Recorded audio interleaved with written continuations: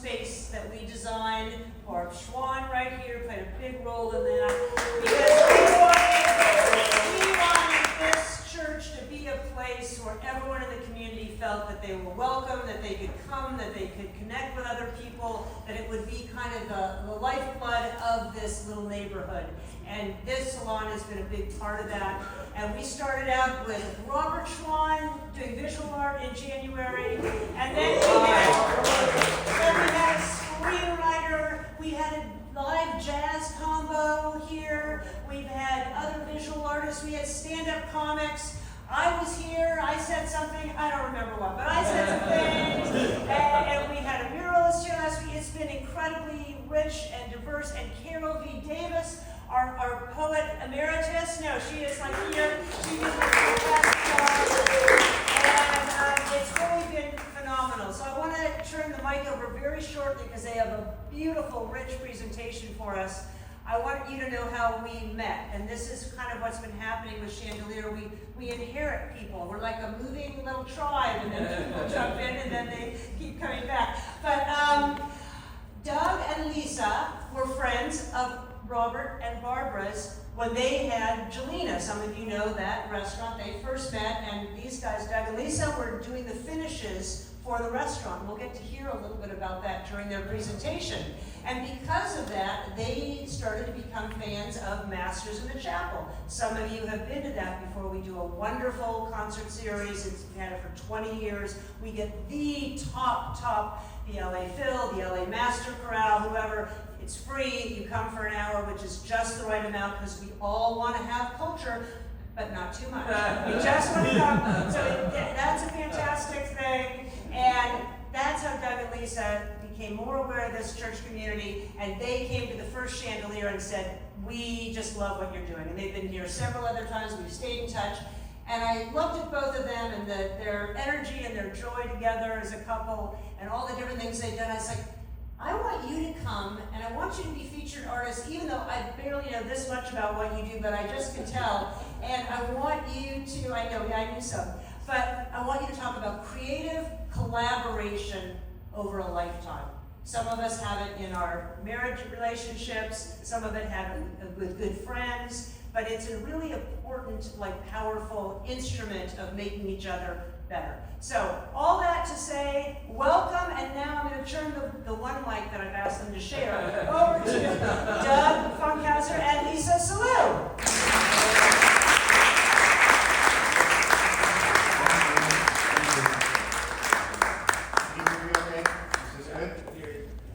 I'm not used to using the mic. I could probably do it like this. Is it better, or is it better on the mic? Okay. Let's get started. Thank you very much for having us, and thank you everybody who made the trip down to see us. Yeah, and thank you Heather and Chandelier. We love this whole vibration. So nice. Okay, you ready? Well, we're talking about collaboration, and Lisa and I collaborate in a business together. Mm-hmm. So we're going to start with an explanation of what we do. Oh yeah. The name of our company is Legracieux, and when we started it, we were looking for a brand that had spoke of taste. So we figured it was French; it would be tasteful. I borrowed the term. I was going through an essay by Montesquieu. Next photo. And French philosopher. I don't know who knows Montesquieu, but this was from his essays on the arts. And he wrote a lot of essays on politics. As a matter of fact, the founding fathers of this country used his concepts when they set up the Constitution.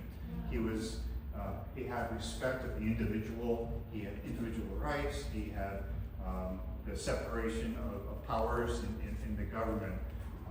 But in the arts, up to the time he was writing, the monarchy was defining what taste was. And suddenly there's this whole new avenue of the individual right and exploration of the arts. And it was called the movement of the amateur, which we think amateur, that somebody doesn't know what they're doing, but it just meant like the individual who wasn't classically trained. They could define their own taste. And I wish I had this in French, but these are the various pleasures of the soul that formed the objects of taste. And then he goes on like the beautiful, the good, the pleasant, the naive, the delicate, the tender, and then he went into Legracieux, which is the great, the graceful. And the word is plural, it's Legracieux, so it's grandiose, it's the scale of Legracieux.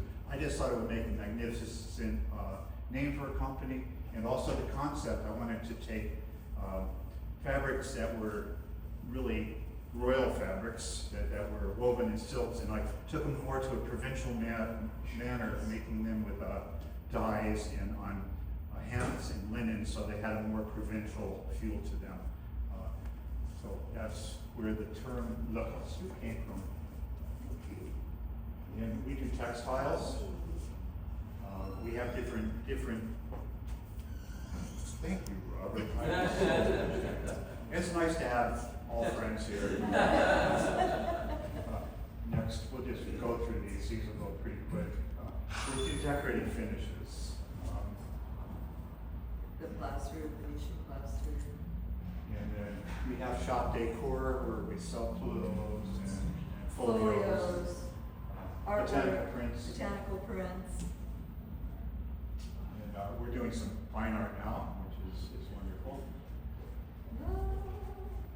And also we do designer collaborations. We work with other successful designers. These are the three that we have mostly worked with. This is Rose Tarlow, Jeffrey Bilhuber, And Orlando Diaz-Asqui. Well, they're all Get into those applauding. later on. But that talk about creative collaborations. I mean, this is the term right now, right? Creative collaborations. Everybody's like, how do we work together? How do we do this? And we've been so honored to work with these beautiful people. So yeah, that's. Well, here's Doug's history. Well, I couldn't present myself without talking about my parents. This is my mom and my dad. They met at the art center. They were both students, and my father was an art director, a madman on Madison Avenue in New York, and my mother was a fashion illustrator and a model. Let's go through the mother now. Oh, okay. She was a painter, and this was the view from her studio on the East River. Is that the 59th Street Bridge? It is the 59th. We were feeling groovy, yes. And this was our neighborhood museum. And my mother liked to reproduce Picassos, so she did a life-size reproduction of this. As I was growing up, we went to MoMA all the time and got to watch her match her palette.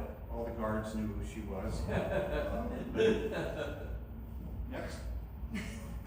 This was an article in the New York Times that covered her in the painting, and how to live in the suburbs and not be a suburban housewife.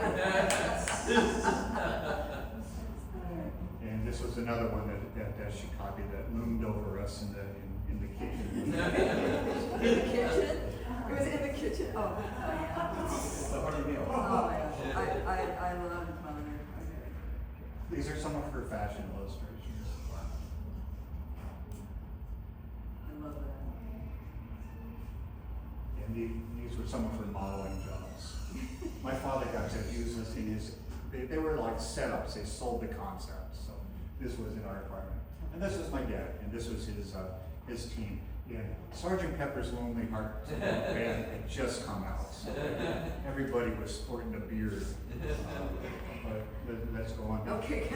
It's like they took my father's diary and they made Mad Men from it, because Doug, my father was couldn't watch the series. You could not was watch hard, it. It reminded you so much. And their kids And were the then same age we were. They later. ate at the same places we ate.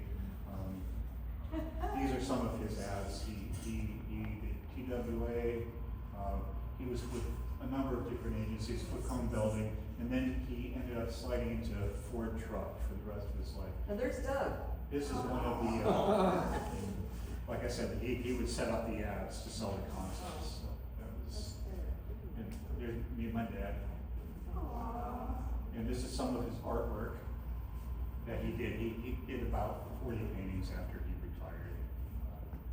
I love that. What a great goal. Yeah. 40, retire and 40 go, or 50, and go 40. right? 40. Sell one. I love it. Yeah. No wonder he's an inspiration. Oh, I love those. Wow. He's all watercolor, right? Oh, man. And then this is I just wanted to show you one of my parents. So I came by it very naturally. I got a lot of encouragement at an early age.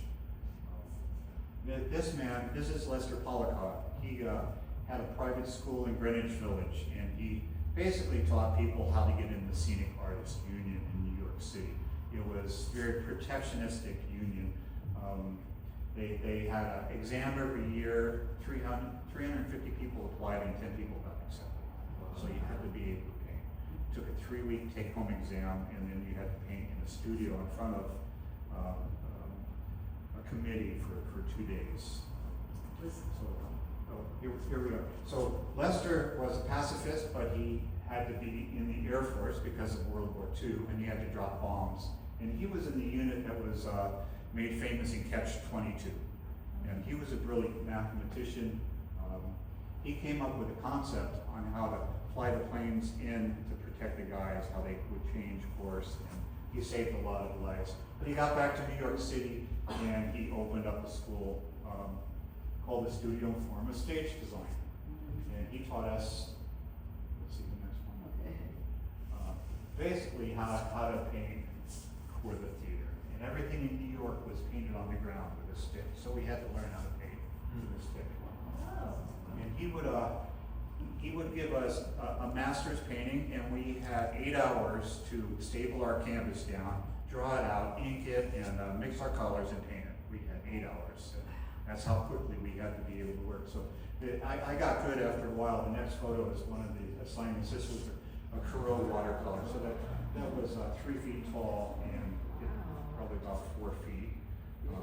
We had to be quick. And then for the union, this was part of my take-home union exam. I had to reproduce this painting. They gave me a little 4x5 photo of it, and I had to blow it up. And then Some of you have seen that. and then later in my career, all this stuff I learned about painting from the masters, I developed into doing murals and beautiful things in people's homes. And I worked as a union scenic artist for a while, and then I started my own business. Funkhouser.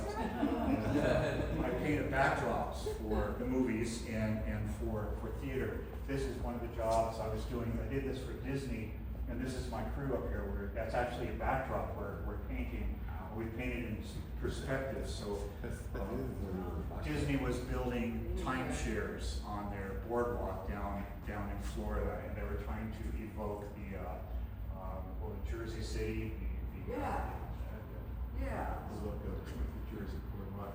So these are some of the backdrops, and I painted probably about 800 of them in the 8 years that I did the backdrops. Who was Fuzzy Wuzzy for? What was this app for? Fuzzy Wuzzy. Had a pill-free sweatshirt? He was in So this is one of the backdrops I did. This is a scenic drop, and it sweeps down onto the floor, so there's no seam on the horizon. Set the mood. This was for behind a sign for a commercial. It was 10 feet tall, and actually the whole thing was 16 feet long, and we only see a portion of it. This would have been outside a window. This was 10 feet by 10 feet. This obviously Sahara seam. So these are all backdrops. The interesting thing about this one, the backdrop, the things that are lit up were done with dye, and then the sky and the dark areas were done with opaque paint, so we could light it from behind. There's a lot of tricks that scenic artists do.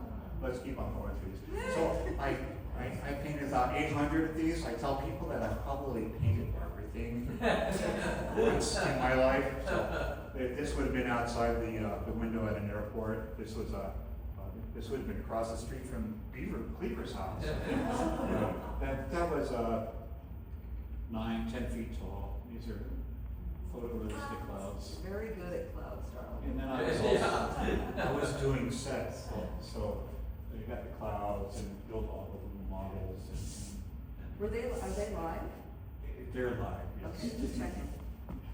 They look so happy. Just like Fuzzy Wuzzy. Is she live? She is, very live. This was, I met a photographer, Victor Skripneski, and he was a well-known fashion photographer. And he knew, Bruce Braga? well, he knew Audrey Hepburn, but, why am I drawing blank Oh, you on, mean? the design? Oh, wait. It's not, no, go to the next. Wait. The next. Wait, it's, There we go. Cavanci. That was So Cavanci, Cavanci. That was it's a hilarious. senior moment, I'm sorry. Cavanci, Luckily, his name came up. had us commission this pattern, and it ended up in a lot of his work. Yeah. Beautiful. Yeah, it ends up in a lot of his work, yeah. I also did setups for a Diet Coke ad, and long story short, after I designed the paintings, it was supposed to be a commercial about an artist, and they hired me as a hand artist, and then they asked me if I would be the principal actor in the commercial, and that was great. But It went to a girl. it did end up going to a girl after they shot the commercial. They interviewed a lot of people, and they thought it should have been. Look, you got a great shot. It's a great shot. Oh, okay. Okay, so all the times they are changing. In 1993, Jurassic Park came out, and I went to see it with my boys, and I realized, oh my God, they can do dinosaurs. It's not going to be long before like up to that point in time, people were dabbling in digital photography, but hadn't really gone over the edge, and this pushed everybody over the edge. And our business just How over the edge? Thanks, darling. So I reinvented myself and started painting murals in homes. That's beautiful. And because I was good at the theater, I could make things look really old. And actually, this whole installation, I did all the brickwork in Venetian plaster too in this room. Yeah, all the walls are actual Venetian plaster. It just to look like limestone. Stone. I could take something like this and antique it down and make it look like that. Wow. Wow. Could take something like this, which was supposed to be an antique, but make it look like a real antique. Because I learned all this stuff in the movies. Do you want to hear the, okay. So There's a story. I could tell this quick story. It's pretty funny. It's I pretty just gotta funny. check my time. You We gotta keep it moving. But I did this for Oprah at her llama farm in Indiana, and it was in her pool house, which is about the size of this room here, and it was a big wall around the fireplace. And the designer wanted it to look like it was an old, beat-up wall. So I stained it dark brown, and then I put glue on it, and then I put white paint over it, and the white paint crackled and did all this great age look, and I would edit it, it's great, but when it's crackling, some guy came walking in, and he was one of the, can I swear with this? I'm only gonna make this one exception, I'm gonna swear. He walked in and said, yes sir, what's that up? And so he got all of his buddies to come in, and they looked at it, and they mocked me, And she loved it. Oprah came down and said, I know who you are. You're the guy I paid a lot of money to make it look like I found it in the road. So antiquing, what's next? Faux tile. Take something like this and we could do something like that. That's a beautiful installation. And then I met this woman. This is Rose Tarlow, and she's one of the top designers in the country. And I had a friend who was a designer who said, you should go meet Rose. So I grabbed my portfolio and I knocked on her door, and she saw me, which was really great. And I showed her my portfolio. This job in particular, I did this old wall finishing here. So this was, she gave me a project to do, and I did the project, and then she offered me a full-time position.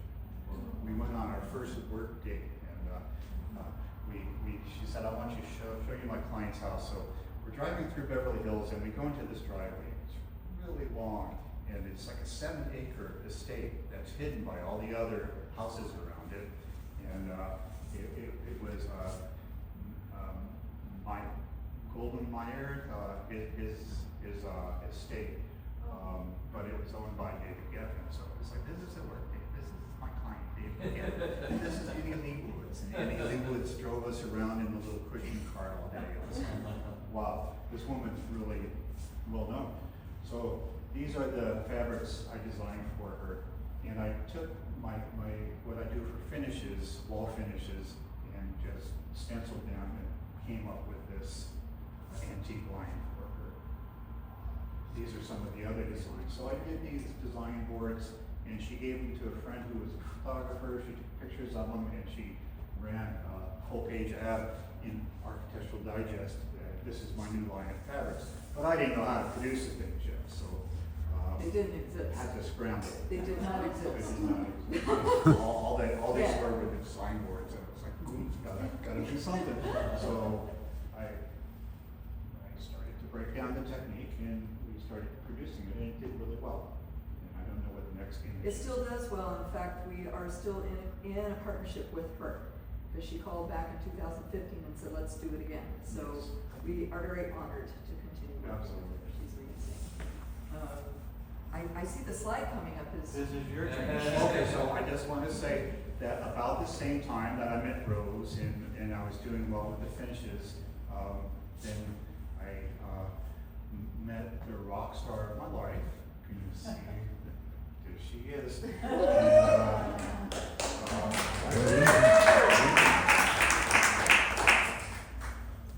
There she is. So are we going to talk about how we first met, or are we going to save that after you do your? Well, I'm going to show you why I'm a rock star. Or why I lean towards this kind of thing, which is hands on strings and making sound out of it. So if you go to the next slide, this is my family, and this is my mom and dad. This is at Alfonso Rodenas' house, who's here today actually, and this is just a combination of things. This is a band that they had together called Dakota Nights. This is my brother and I playing together. This is, of course, me playing I got a lot of pictures of me playing. You didn't need to see them all, but it's really fun.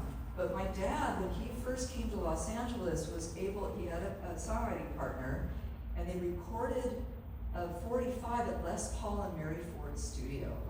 And it was really sweet. It was so cool. And it was called Ordinary Man. It was one side. What was the flip side? Anyway, so my dad was a writer from very, very early on. And so he played guitar. He built his guitar case, which still exists in their house today, and it's phenomenal. It's filled with all of his guitars. It's incredible. And his banjos, and many other things.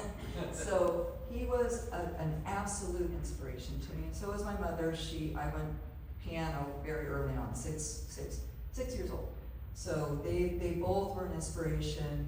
They both wrote. They both had these bands, and then this is them recording the album that my dad last did. So how many songs is on that? 12 or 14 songs. Alfonso recorded it for him.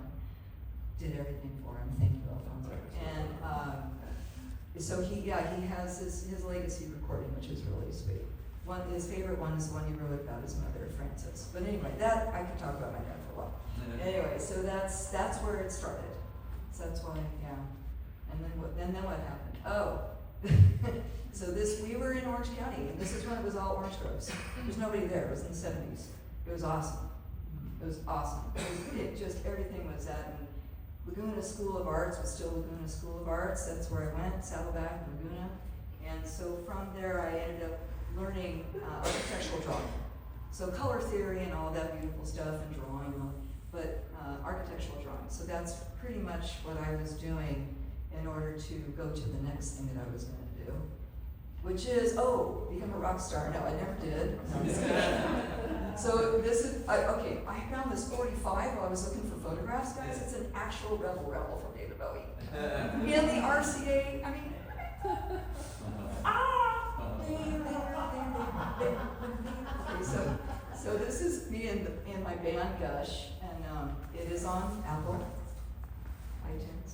But there's a lot of Gush out there. I don't know why. We're like 20 in or something. Anyway, so I was having a good time in the 80s, and what I was doing for work, because you had to support this stuff, was Contempo Casuals. So anybody remember Contempo? All right. I wore a lot of that stuff.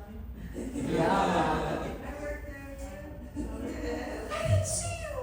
Oh, that's so sweet. So Contempo, I'm trying to find all the Polaroids of all the windows that we did, because we did the windows. I did all the display throughout, and I had started with them at store 34, number 34. When I left, we were at 280, something like that. So what I've done here is shown you some of the original artwork that they did. I mean, it was a great company to work for. We had so much fun. We opened stores across the country. It was so much fun. And then I ended up in their store planning department, so I got to take my architectural design into store planning and learn even more. So I learned how to build. This is the last Contempo Casuals, well, in LA, which was the Westwood store. And it was cool because the gal who was doing this with us, she remembers the store really well. So this was Westwood. It was cool. It was different. It was unique. And I did the music programming for them. It was really fun. Okay, so that was Contempo, and it was a blast. And then I went into working for store design, and this is Bristol Farms, and they were one of the clients that I worked with DL English. So yeah, it was really fun. I got to learn that. Store design. We could keep, anybody know Bristol Farms? Yeah.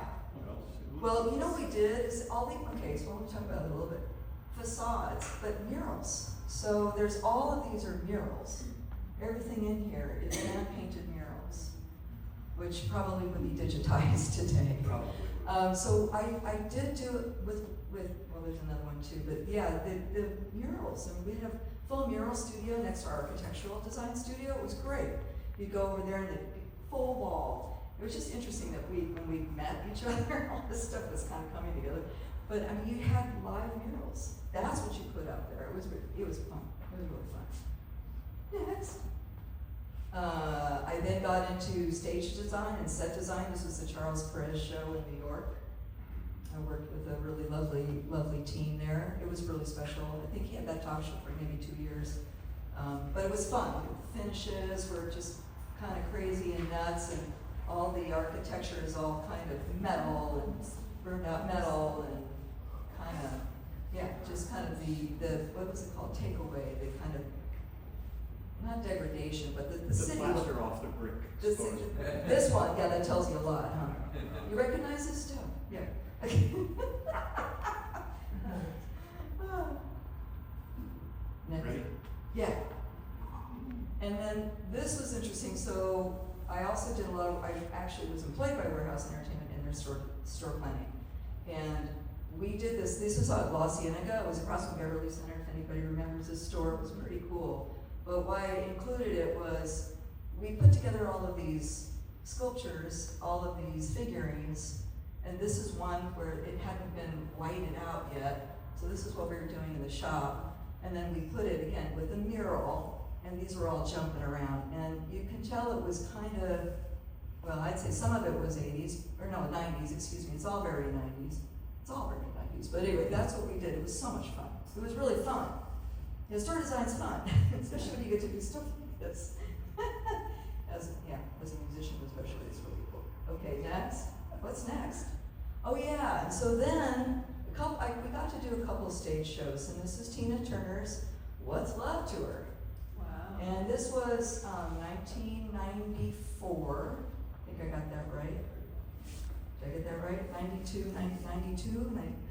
Ooh, I should have known that before I came here. Okay, anyway, this was an amazing set to work on because, quick story, Tina was really awesome. And the set designers came in and they kind of created this really fancy blue sparkly thing, and they said, oh, with mirrors and shards, and like, we gotta get her out of Thunderdome, or Mad Max. Gotta get her out of Mad Max. And so they presented it with her, and she hated it. She hated it.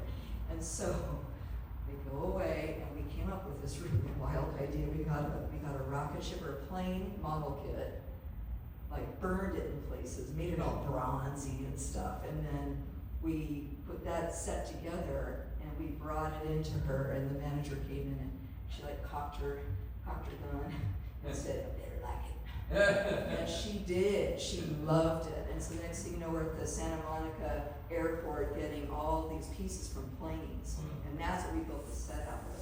And the other thing it was a bogey that came out, and she came. It was like a truss bogey that came out, and she went over the people. So it was really special. I can tell you a few more Tina stories, but she's just a special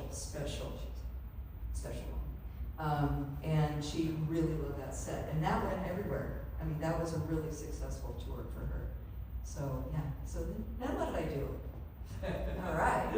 Okay. So then this is the beginning of green building, and so when the Bristol Farms was great, but we got Whole Foods. We ended up on Whole Foods.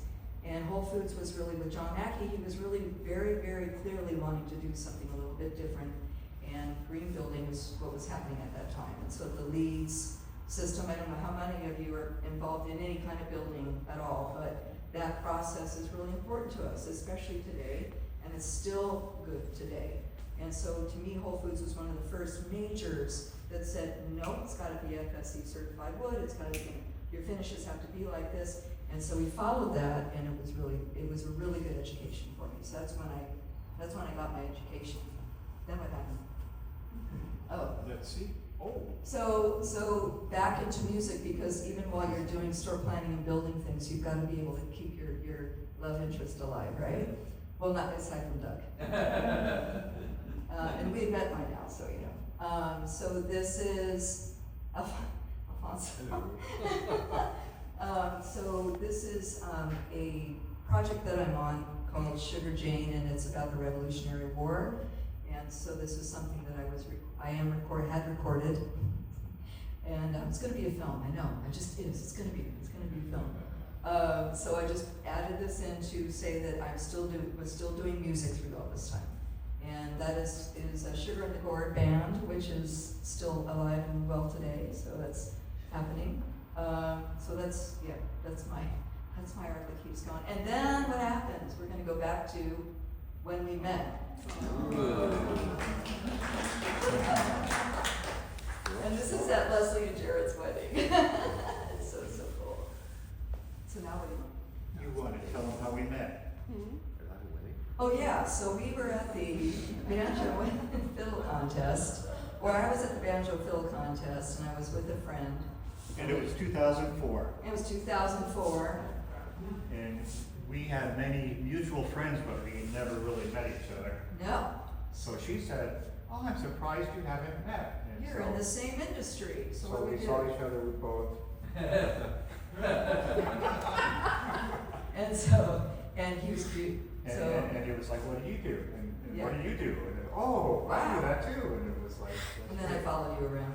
Shamelessly. That's great. Then you wrote a song, right? Are we gonna sing Yeah, it? we're gonna do it. Right now, we're gonna do a song.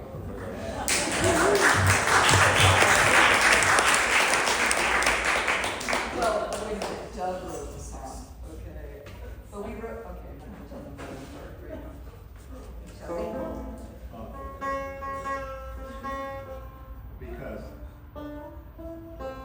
Give me 1 second here. So what happens at the Banjo Fiddle contest, if anybody hasn't been there yet, it's really fun. Okay, there's a lot of playing going on. You can go to jams, you can hit jams, you can participate or not. You don't have to be great. I mean, you can just go in and jam, right? And The stand rests on my tuning peg. So is that what happens? puts the banjo out of tune. Imagine that. Well, wait, how long does it take to tune a banjo? Nobody knows.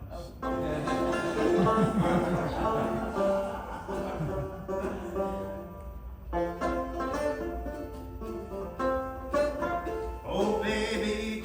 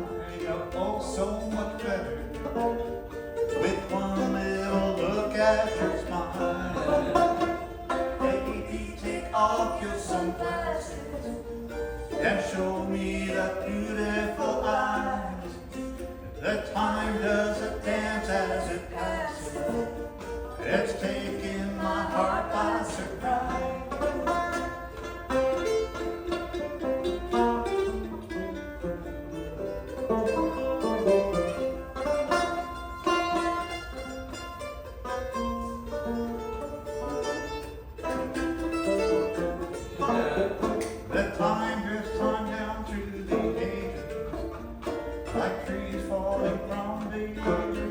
And now that the time is so sweet, we're still living in that beautiful love feeling that we just learned from the very beginning.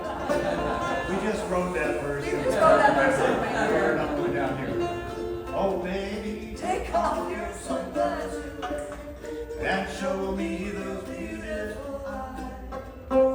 The time doesn't dance as it passes. It's taking my heart by surprise. now that you are so much better.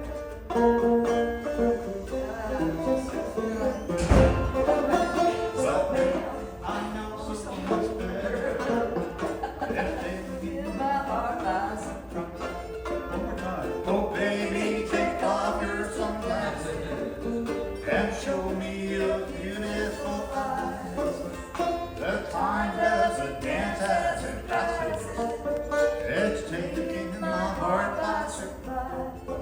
It's taking my heart by surprise.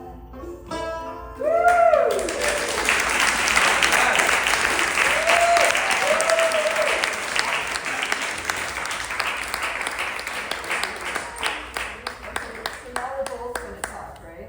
So Yeah. how do we do that? Well, maybe we can talk from here, or I'll just speak in that read. Or, yeah, okay. You let us know if you didn't hear something. Okay, hemp textiles, oh yeah. So I told Lisa that I did hemp textiles and it was an environmental fabric, I was so so excited. imagine that. Plus he's cute. I mean, really, I was like, that was it. I mean, And she she's said- playing pretty good Banjo too. But really, so- I just told him this recently. No, it was about the hemp. It was all about the hemp. So I got involved. we joined forces and Lisa brought a lot to the table. And she became our CEO and also the marketing. So that this was, we figured that the fabrics looked better on women than they did on sofas. We did a photo shoot. This photo shoot was done in Topanga, at a friend's house, Sally Cinnamon. And then we did collaborative projects together, and this was a wonderful job. You take the mic. No. Am I loud enough? Can you? You can hear us? Everybody hear us? Okay. So this was one of our really nice jobs. We got a commission to work for the White House. This is one of those where usually you have to go on site and do everything, so I'm starting to get the DC ticket, plane tickets and everything. They said, oh, no, you're not going on site. You're gonna do it in your studio. So we had to do it in the studio, and we did this freeze border in Michael Smith's work that he did for the Obama White House. It's still in the treaty room. It's a treaty room. Yeah, it's a treaty room. And we had to do it in the studio. And the fun thing about this is all of our employees brought the kids in. Everybody had a little bit of a hand in it. And this is Lisa working on it. Yeah, all the kids got to come in and do it. It was really cool. Yeah. It was really cool. And so I just thought I would show you some of the collaborations. This was another one that we did. Liz Taylor.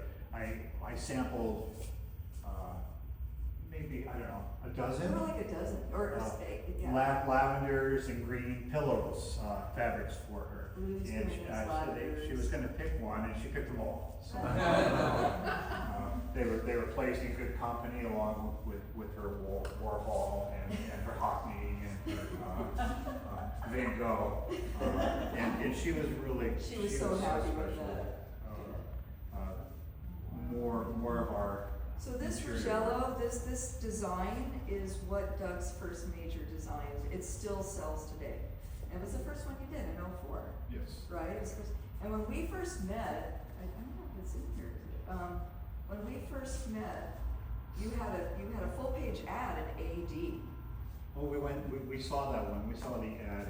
It was really. Dang, well, I missed this story. So we had a full page ad in AD, and I'm sitting there talking to him. I said, "Oh yeah, so what's your website?" "I don't have one." I'm like, "Okay, so we'll do that. What's your website? Where's your shop?" "In my garage." "Well, where are you doing all the dyeing?" "Under the oak tree in the backyard." "Okay," and it was really funny. It was great. It was great. It was great. So, but this is what was happening. happening at that time, you know, so that, yeah, it's beautiful. These were the jobs we were getting at that time, sure. This is just more of the line. So we went on just to expand the line and to do the marketing, and slowly we grew from printing these in the backyard under the oak tree. We rented out the Knights of Columbus in Montrose. And then we rented out a shop in Topanga, and then we moved up to Valencia, and now we have our own space. We have our own space in Valencia, yeah. And we don't have to go to the laundromat to do the resist dye washing anymore, because this is all resist dye. This is our process. We print a resist, and resist is like batik, if anybody knows that process. We print a pattern, and then we hand dye it with sponges, and where the resist is, that blocks it from dyeing the fabric, and then we wash everything out, and it turns out beautiful. Wow. Amazing. And then we continued to do commissions, and this was for a client's house. You know, we live in this age where I can go on the phone. I have an app called Starwalk, and I can look up what happened in the sky in Detroit, where my client was born. And so this is a zodiac on his ceiling, and we did it in Venetian plaster and zircon crystals for the constellations. Actual crystals in there, yeah. It's beautiful. It's beautiful. Wow. Here's another one. We did a hand painted mural throughout the house. And then, long story short, we ended up getting married.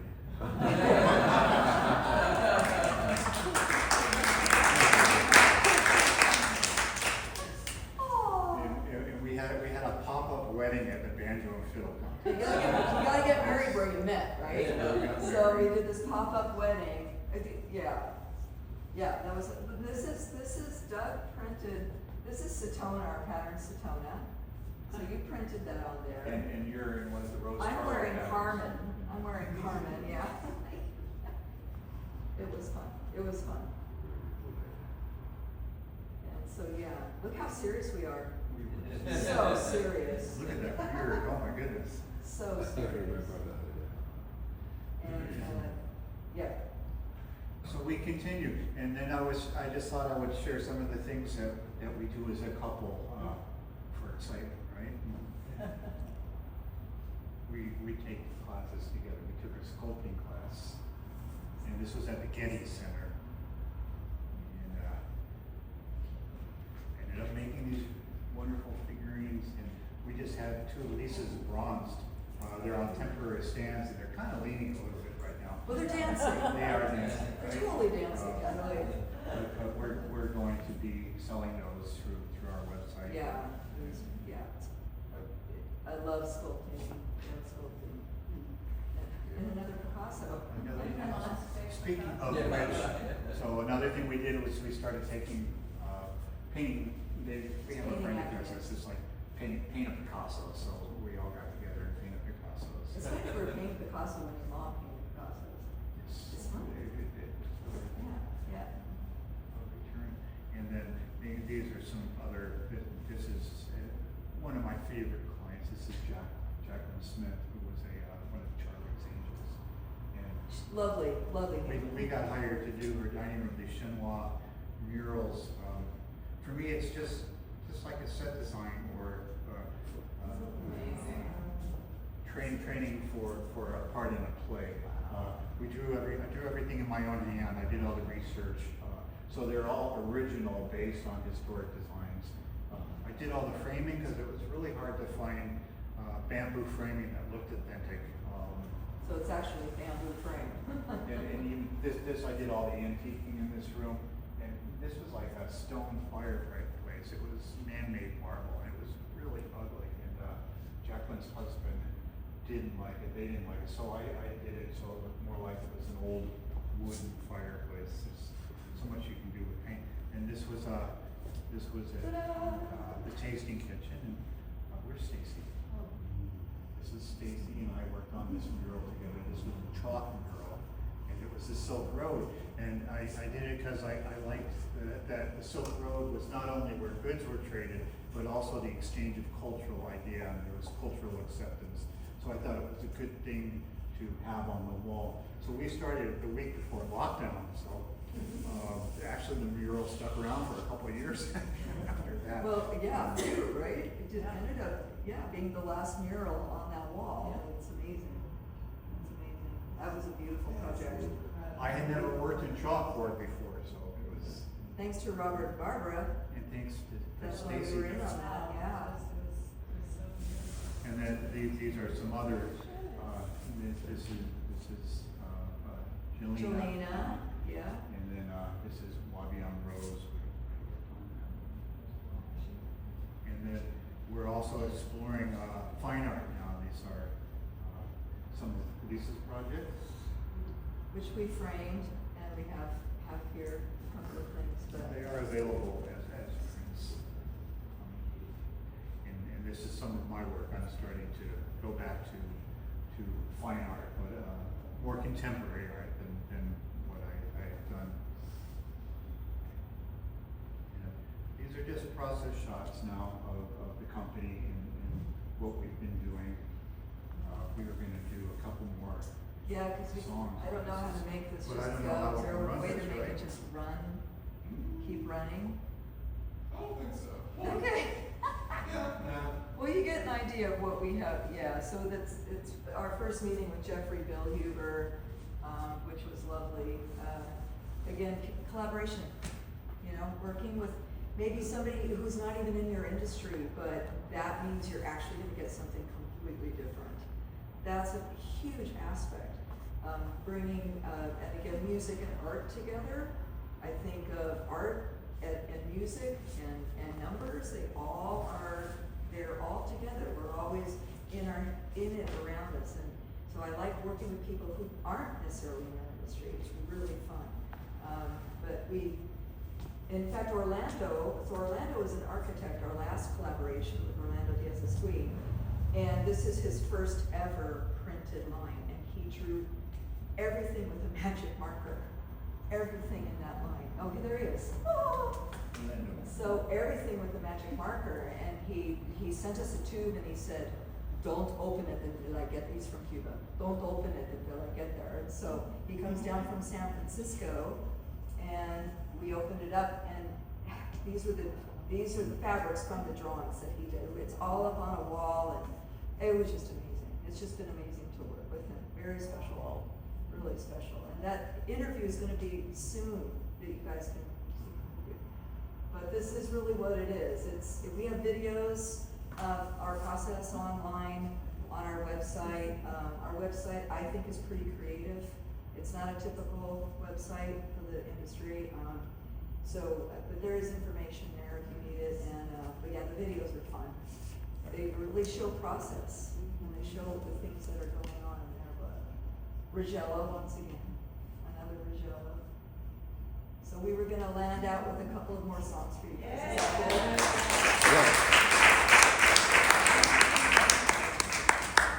good? You guys are so cool.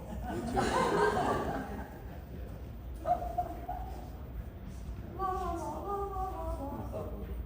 What are we going to do next? We're going to do some of the Henry Ridge Ramble. Oh, we're going to do a song called Henry Ridge Ramble. I have to tune again, I'm sorry. Okay, so since we met up on the at the Banjo Fiddle, where I was living was Henry Ridge. Some of you have been there. Some of you.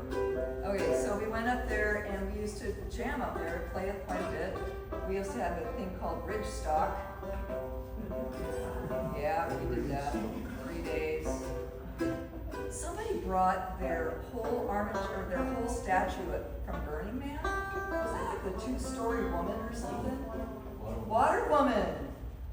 Yeah, she watered us. Yeah, it was great. It was hot that weekend. Okay, so you ready? So this is a song that came from there. You're going to count it up. Are we in G? C. Oh, let's see. Oh yeah, good. C. So glad I'm checking. Not C, yes. but It's C. C. C. Are we G?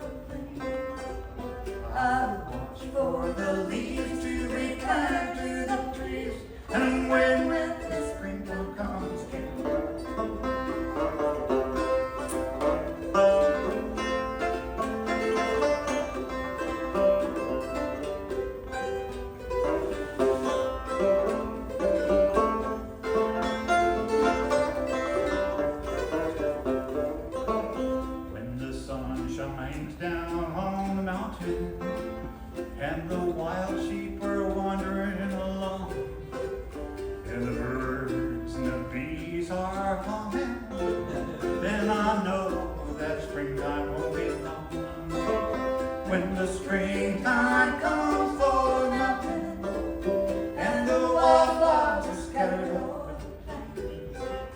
I watch for the leaves to return to the trees. I'll be waiting when the springtime comes again.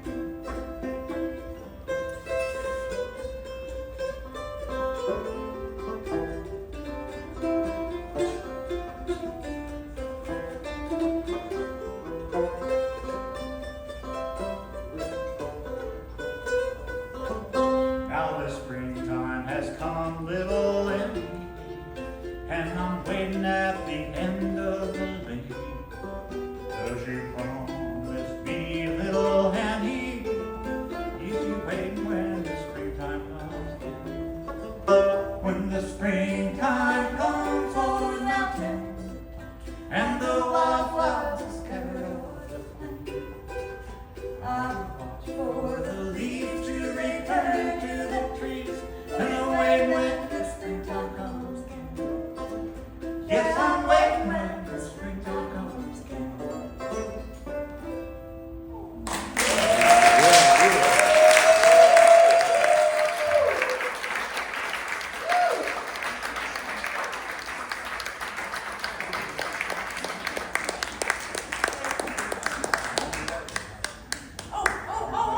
Yeah, I'm sorry. I saw her stripping off her instruments, so I thought you were done. Go ahead. Really? Are you, there's one more. Yes. Oh, it's 7:30. You guys are good. I'm sorry. I disturbed you. Well, that's That would okay. have been the perfect ending. Oh, sorry.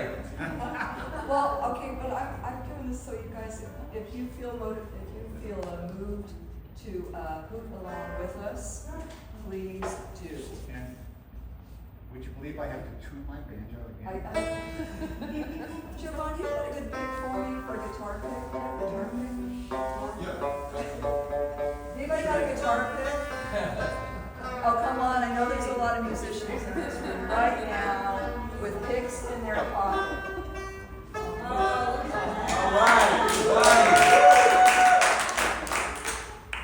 Thank you, Giovanni. This one's just for you, Giovanni. I want to thank Giovanni for helping us today with everything that we were doing with the system, and Heather for leading us in the direction and just helping at any turn. You're awesome. You're awesome. Great communicator. And the Masters of the Chapel series is phenomenal. There's nothing else like it, in my view. It's true. And so when that comes around, Barbara will be sending out beautiful pieces of information around that. But it's Switch oh, you slides. switch sides. Yeah. But what's cool is that these doors are open so you can see inside. It's just lovely. Can you play your Yeah. Tuning, you gotta tune. You gotta do a tune. Okay, so this song is called Jelly Roll. Doesn't really need a tune on banjo.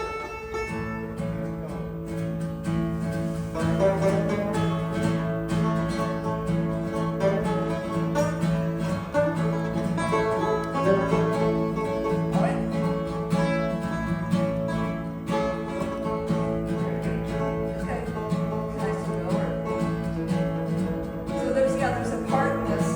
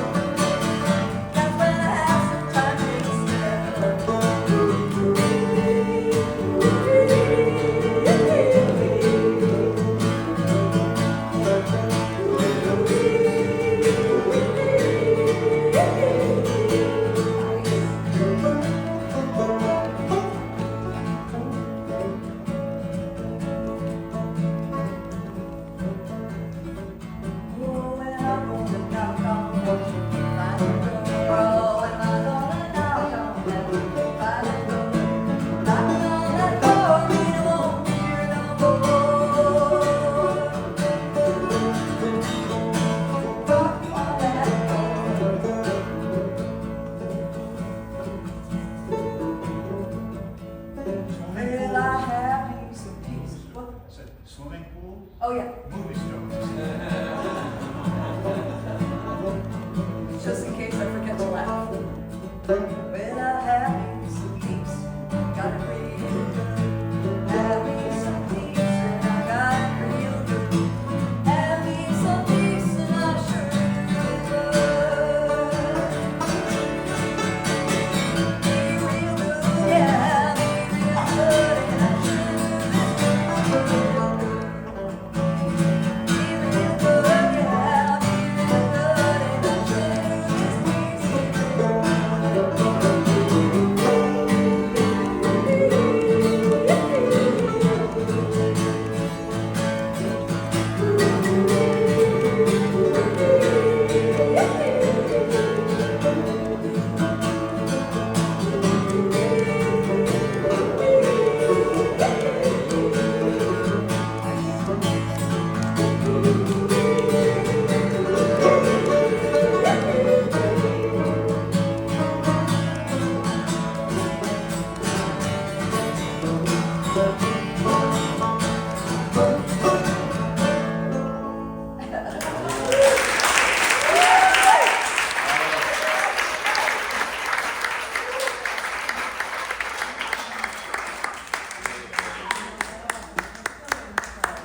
Thank you so much. That was fantastic. And I want to just say a few words. If people have not been here before, now we get a whole other round of fun because we have charcuterie and prosecco. Oh, that's the sound. That says we're moving into the next part. We have that, and we also, Rachel Swanger has made some wonderful homemade desserts. We have brownies and lemon bars and goodies there. So please stay and talk to Lisa and Doug. And this is something very important.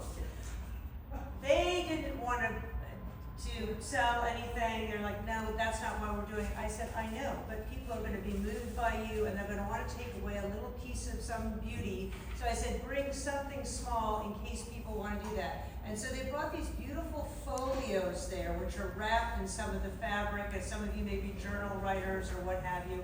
So if you're interested in that, there is a little Venmo, you can purchase that or whatever. That's for sale there. But mainly they're givers. This beautiful tablecloth from their collection, they've now given to Chandelier, so that will now be on the table every time we gather. That's going to be part of our environment. Oh, Madison's here. Okay, good. She's now it's complete. Okay, so and So be careful around the table. but also even just more lovely is that you will see special napkins at both tables that are part of their collection. They brought one for everyone, so use the napkins with your little finger food, and then you get to take one home as a remembrance of the evening. So this is the spirit of Chandelier, the embodiment.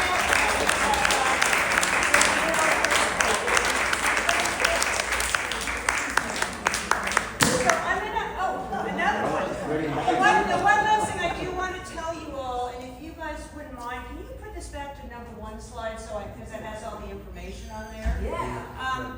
If you want to keep up with our schedule, we've got my Instagram, we've got the website, we've got the church's website, and you can get informed of things in the future because we find people who come for one thing may show back up. Nancy, we can't get rid of her. She's been here every month. There's Nancy. That's her favorite spot. She's always going to be in that chair. No, she just grow out of the chair. Right out of the chair. People come and then they come back again, and we love having you. And I want to tell you about the next dates because this is important. We're about to break the rules. That's the best thing. When you get to 99, you can break a rule. For October and November, we're going to have one chandelier right in the middle of those 2 months. We're not doing one each month, and it's going to be on November 8th.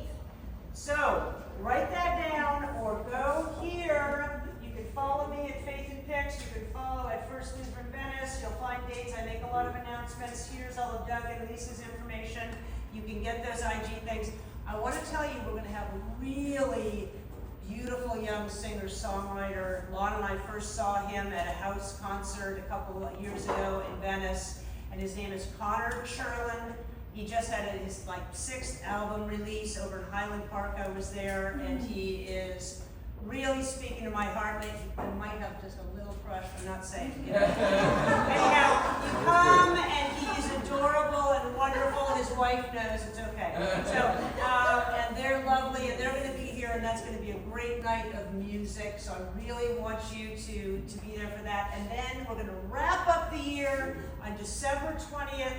We're going to go like music and around. We're doing a holiday sing-along. We're going to put the musicians, a lot of the musicians in our community here will be here in the center. We'll have chairs in a circle, and we're going to do traditional holiday songs, and of course there'll be goodies that go with the season. So thank you, and go to Thank you.